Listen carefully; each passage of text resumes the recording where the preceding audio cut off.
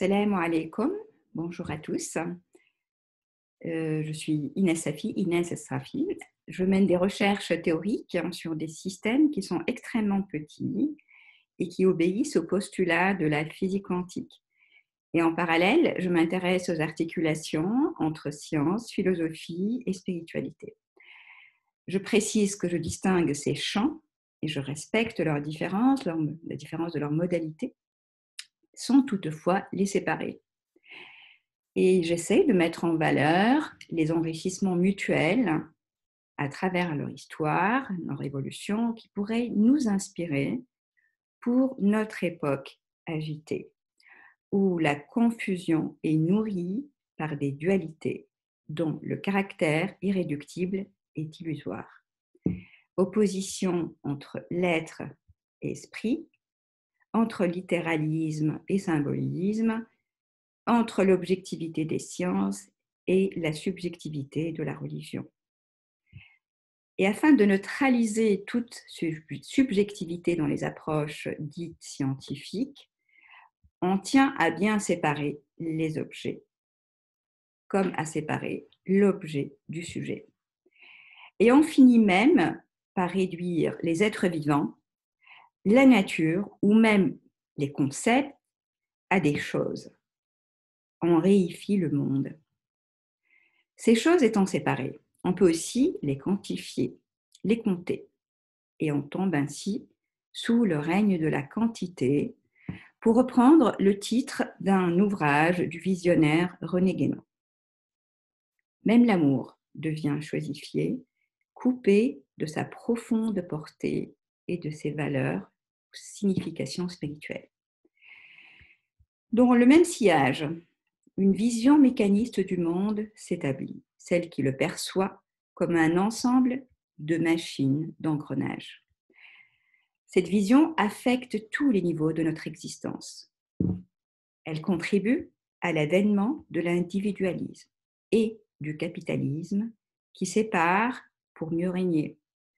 De surcroît, les domaines de la culture, du savoir, des sciences se soumettent à une forme de rationalité pratique normative qui voit la domination exclusive d'un paradigme économique qui instrumentalise à son tour l'être humain et le savoir.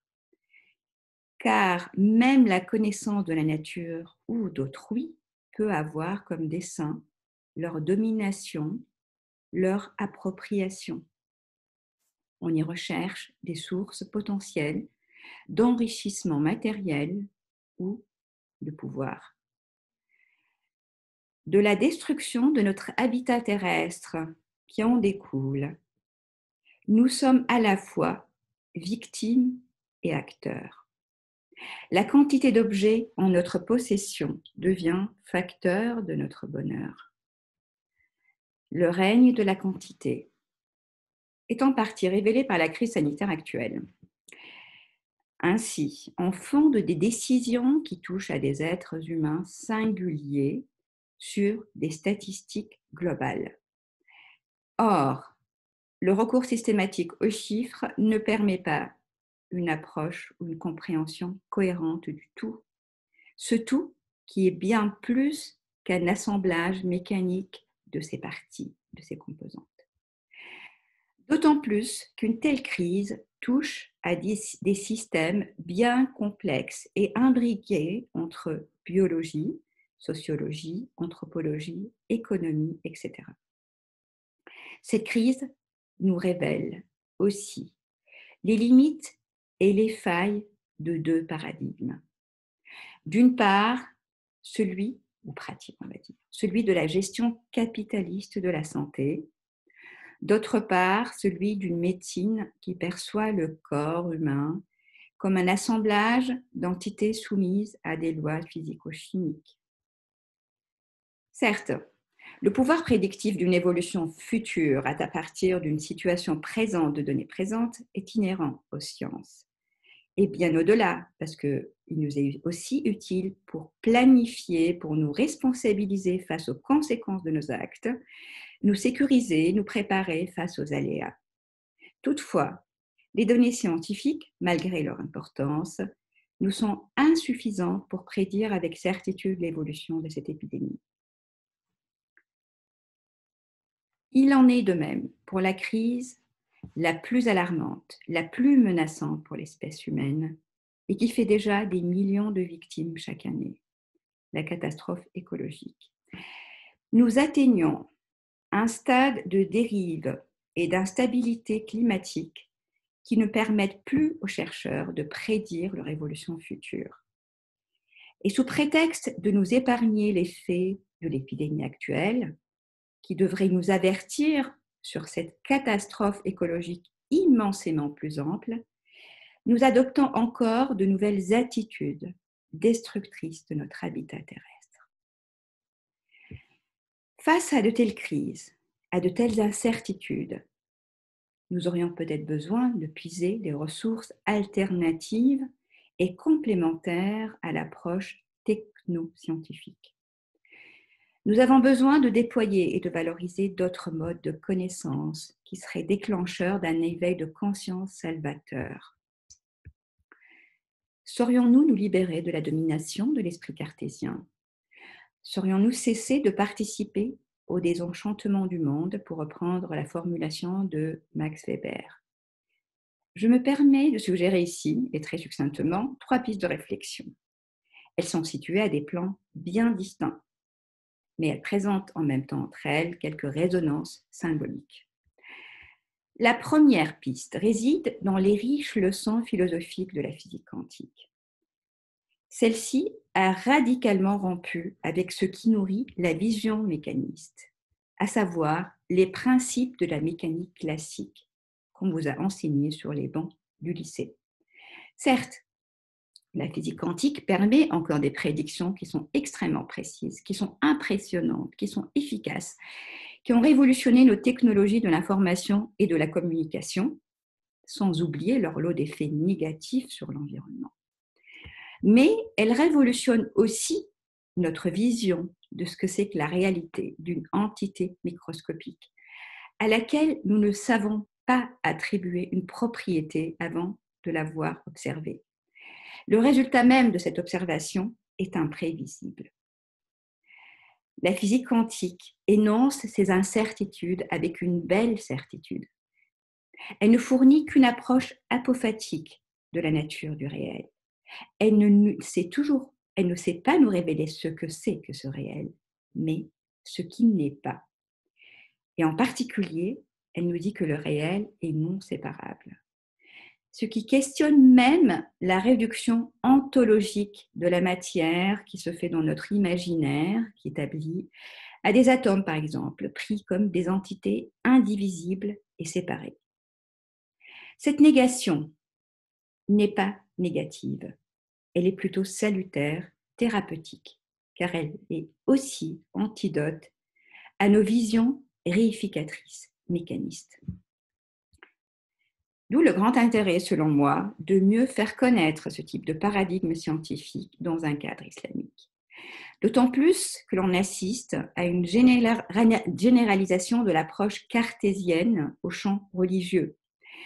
En effet, la mécanique des rites et des bonnes actions assurerait d'une façon déterministe le salut, qui est devenu chosifié à son tour. On perçoit aussi une chosification des textes scripturaires. Un savoir quantifié l'emporte sur la connaissance qualitative et gustative. Même les résultats scientifiques modernes sont consommés en tant qu'outils désincarnés au service du concordisme. Et malheureusement, ce qu'on observe, c'est que ces outils deviennent des juges suprêmes de la véracité du Coran, qui devient ainsi l'objet d'une enquête. C'est une illustration d'une tendance générale, celle de brandir l'argument d'autorité scientifique au sein même des débats théologiques, sans qu'on soit conscient de la complexité des questionnements épistémologiques sous-jacents. Ce qui m'amène au deuxième volet, à savoir qu'il me semble impératif de développer des débats épistémologiques qui nous manque cruellement. Ce serait aussi le garde-fou d'un esprit critique, d'une démarche critique en islam. Non seulement devrions-nous sans cesse questionner le contenu de nos préjugés, il me semble aussi très important de questionner nos prémices, nos méthodes de connaissance, son sens, son statut, ainsi que ses critères de vérité. Or, l'héritage islamique regorge de telles entreprises qui sauraient bien nous inspirer. Je mentionne à titre d'exemple Al-Razali, lui qui a montré les limites des sens et de la voie démonstrative à atteindre une vérité absolue métaphysique. Lui qui a anticipé aussi la critique de la raison de Kant. Il a aussi souligné que la raison, dans ses diverses modalités, s'appuie sur des prémices qui ne sont pas démontrables, des postulats que les philosophes ont hérités des Grecs, des falasifa. Il a ainsi relevé leur suivisme, le taqlid. Il s'inspire ainsi de l'appel coranique à ne pas suivre aveuglément nos prédécesseurs. Ces critiques largement répandues ont joué un rôle décisif dans l'essor des sciences en terre d'islam et dans l'avènement du véritable âge d'or des sciences post-Al-Razali. La troisième piste réside, bien entendu, et vous vous y attendez, dans les voies spirituelles. Celles-ci seraient capables de réenchanter notre regard sur le monde et sur nous-mêmes afin que nous puissions les réenchanter à leur tour. Elles donnent accès, en principe, à des connaissances qui sauraient nous transformer, nous libérer intérieurement, afin de prendre conscience de nos responsabilités sans tomber dans la culpabilité. Ces voies permettraient à la fois de s'affranchir de la réification du monde, mais aussi de se libérer du besoin incessant et dévastateur d'une consommation démesurée. Il ne s'agirait pas d'une ascèse qui renierait tous les plaisirs. Il s'agit plutôt d'un dépouillement intérieur du désir de posséder. Abu Bakr as-Siddiq, le compagnon du prophète Mohammed sallallahu alayhi wa sallam, a invoqué Allah pour qu'il place l'argent dans sa main et non pas dans son cœur. Dans ce cœur, le cosmos est symboliquement contenu dans l'être humain. Réhabiliter sa sacralité, c'est aussi réhabiliter la sacralité de l'être humain. Embellir la nature, la purifier, c'est aussi embellir notre cœur et réciproquement. Par ailleurs, le mot ayat, qui désigne communément les signes des livres à la fois cosmiques et coraniques, ne réfère pas, selon moi, à des preuves logiques de l'existence de Dieu, contrairement à une compréhension courante. Ayat désigne, je pense, des manifestations de sa puissance et des supports de sa contemplation, qui forment un tremplin vers la connaissance des attributs qui s'y déploient. Le cosmos revêt un intérêt spécial en tant que lieu de théophanie divine, dont l'existence est en entière dépendance vis-à-vis de lui. Là où vous vous dirigez, il y a la face de Dieu, selon le Coran. Et Allahu ma'akum aynama kuntum, c'est un autre verset coranique. Dieu est avec vous partout où vous vous trouvez. Cette belle omniprésence est interprétée, en tout cas ce verset, selon une lecture réductrice, celle d'un gendarme qui s'assure de la bonne conformité de chacun avec des règles figées, préétablies. Mais il est peut-être utile de rappeler que la pratique rituelle n'est pas une fin en soi, c'est un moyen. C'est un moyen pour l'aspirant, une carte pour indiquer un des chemins possibles et qui sont multiples en fait vers le sommet de la montagne. La pratique ne vaut que par le développement de la capacité à faire naître le sens de l'intuition divine. Son objectif est la réalisation du tawhid, l'unicité, dont Al-Junayd dit que sa définition ne saurait être formulée malgré la science vaste et accomplie qu'elle contient. Et la multiplicité s'intègre harmonieusement dans l'unicité. Toutes les formes sont des images reflétées dans l'eau du ruisseau. Lorsque tu te frottes les yeux, en réalité, toutes sont lui, écrit Rumi au XIIIe siècle. Chacun de nous est appelé à prendre conscience que chaque être ou objet même inerte est un lieu de manifestation de ses attributs, ce qui le conduit nécessairement à vouloir les connaître et les aimer, comme une voie pour connaître et aimer celui qui s'y épiphanise et renouvelle la création incessamment. La création tout entière est un chant divin. Nous avons tant besoin de développer cette conscience qui nous fait ressentir le lien fort qui unit toutes les créatures. L'altérité prend ainsi une autre dimension. Séparée des autres, je ne peux percevoir que des vérités fragmentaires. L'autre, quand je le reçois comme partie du tout, reflétant le Seigneur, complète ce que j'ai en moi et me conduit vers d'autres découvertes. Et c'est à travers le prisme de la vision unitaire que l'on pourrait saisir la valeur ésotérique de la compassion et de l'amour envers la création. Le cosmos ainsi que tous les êtres sont issus d'une âme unique.